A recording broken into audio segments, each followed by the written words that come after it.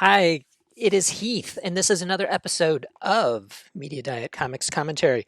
We're here today to talk about two issues of Teenage Mutant Ninja Turtles, the current ongoing series published by IDW. And we're going to be talking about two issues, number 110 and number 111. They came out not too long ago. Let's just see if I can see when 110 came out. The indicia is not easy to find. There we go. October 2020, and number 11 came out November 2020. So these are recent issues.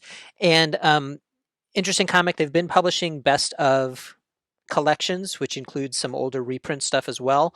There was a best of Raphael, best of Donatello's coming out this month. But this is the current ongoing series with story consulting by Kevin Eastman, one of the original creators, and Tom Waltz, script by Sophie Campbell, and art by Jody Nishihima.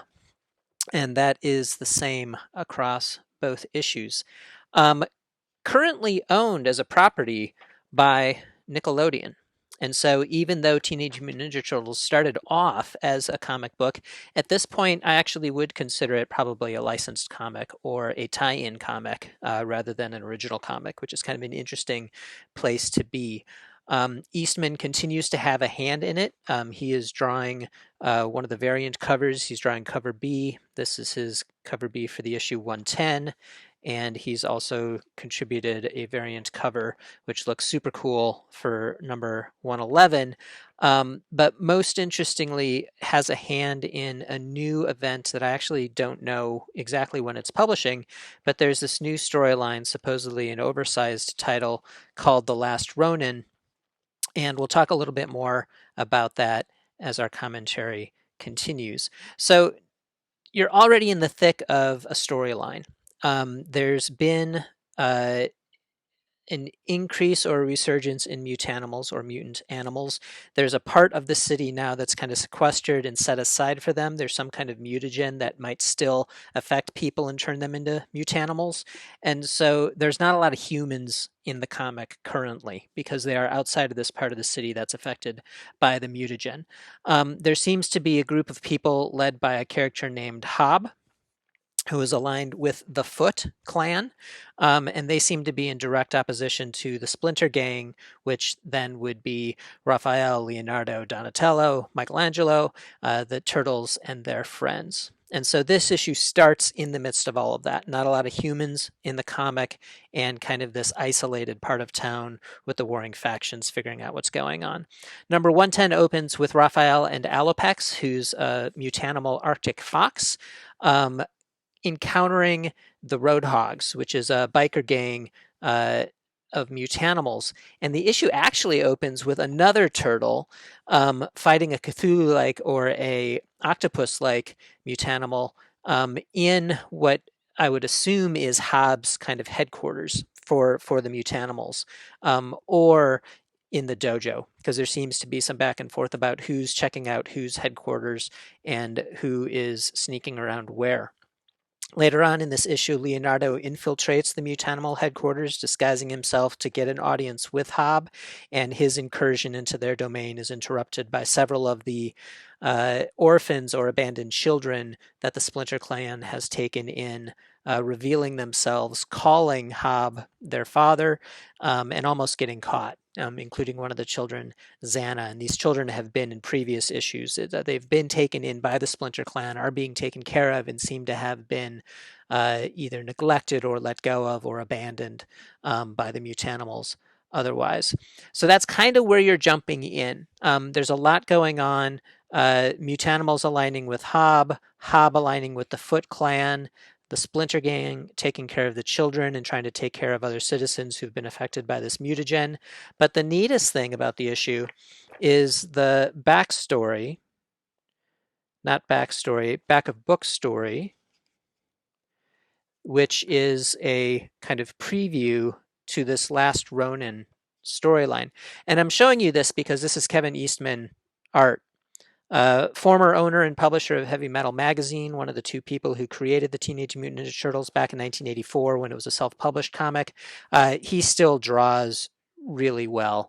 And so his variant covers and this last Ronin story, and this just a backup story. That's the term I was looking for. Absolutely wonderful, wonderful art and good coloring. None of the creative there is credited, so I'm going to have to check GCD or something for that. So that's number 110, and 111 continues the story. Then the turtles are back in their dojo. They're actually preparing for Hob and some other people. Maybe that Cthulhu or octopus character whose name is Stone will return. He returns actually with a ringtail lemur kind of mutanimal. So the turtles are getting ready for them to come and check out the dojo, uh, and they do so. Stone is taken out pretty handily. He's really cool just with his tentacle face. You can see some of the art there in issue 111. Wonderful stuff. And the ringtail lemur, or whatever that animal is a slightly more formidable opponent and actually encounters the orphan or the children, little kids, she says, which will heighten the story, I'm sure, once Hob realizes that the turtles in the Splinter Gang have them. But the highlight of this issue is a little side story. There's a character named Mona who's been affected by the mutagen, has become a mutanimal. She describes herself as some kind of mutant salamander creature.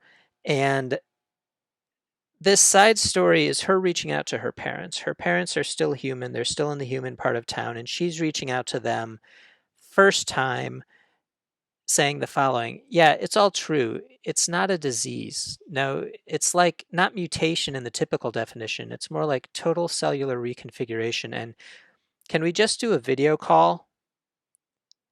And the moment that she has with her parents is heartbreaking.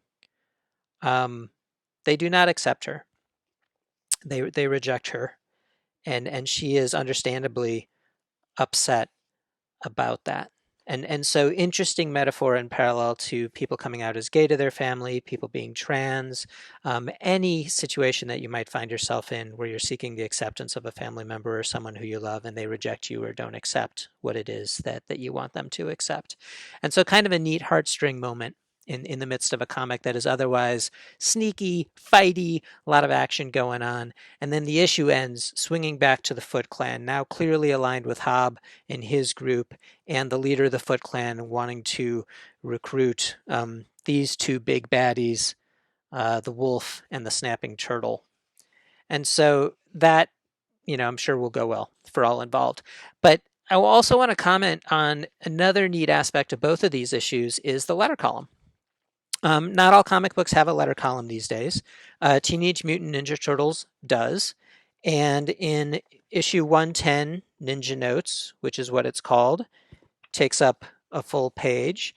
And in issue 111, the letter column, also called Ninja Notes, is actually given a full 2 pages. And so right on IDW and right on Teenage Mutant Ninja Turtles for including a letter column and publishing letters of comment from your readers. We've got at least 3 readers writing into 111, and number 110, we've got another 3 readers, much smaller typeface. So right on for having a letter column, and right on to the people who are writing in to the comic book, including someone from Northampton, Massachusetts. So neat stuff. The letter column, interestingly enough, is just using the group email address for all of IDW, letters at idwpublishing.com, and encourages to use the subject heading TMNT or Ninja Notes. And so it's not even like they have their own dedicated email address. It's just going straight to the publishing company that will then send it to the appropriate editor. So right on for having a letter column, right on for the backup story with Kevin Eastman, right on for the Eastman variant cover, and an interesting comic, not really the Teenage Mutant Turtles that I grew up with or that I'm interested in reading, but fun, totally gentle, totally a kid's property at this point. Makes sense that Nickelodeon is owning them. Makes sense that they're taking the approach they're taking, given that Nickelodeon owns them. But a pretty far cry from the original comic series from 1984. And this actually, I just noticed this. I've looked at this cover multiple times, just now noticed that it's the octopus character and his tentacles surrounding this happy little home. So that's about 10 minutes because my camera just crapped out. 2 issues of Teenage Mutant Ninja Turtles, number 110 and 111. This has been Heath with a Media Diet Comics commentary. And as soon as I can password back in, I will stop the film. Have a good day.